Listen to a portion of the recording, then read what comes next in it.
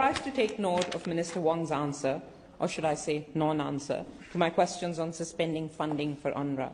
My questions were not only met with complete deflection, but personal accusations by the Minister.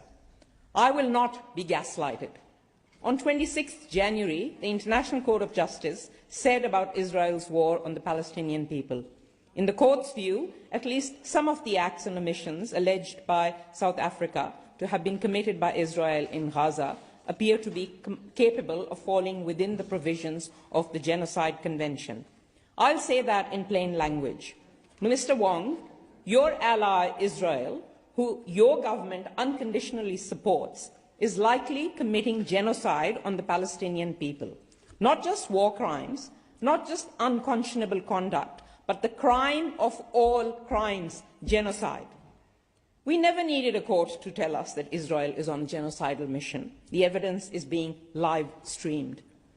Not a word on the ICJ ruling from the cowardly Labour government, but they did decide within hours to suspend funding for UNRWA.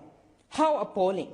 Suspending funding to the largest humanitarian agency for Palestinians while they are being killed, starved and displaced by the occupation. But not so much as a slap on the wrist for Israel. Everyone knows it's been Israel's dream to disband UNRWA. Shamefully, when Israel says jump, the Australian government says how high. Almost 30,000 Palestinians killed, and who knows how many remain buried under the rubble. Nurses, doctors, academics, journalists, UN workers, humanitarian aid workers, all targeted. Almost 11,000 children killed. The level of cruelty and inhumanity is overwhelming, and it is clear that Israel's intention is to permanently expel Palestinians from Gaza.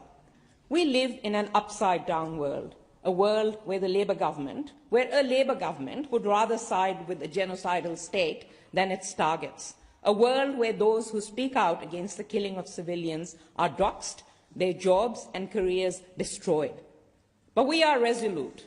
We will remain on the right side of history no matter what the cost, because as Nelson Mandela said, our freedom is incomplete without the freedom of Palestinians.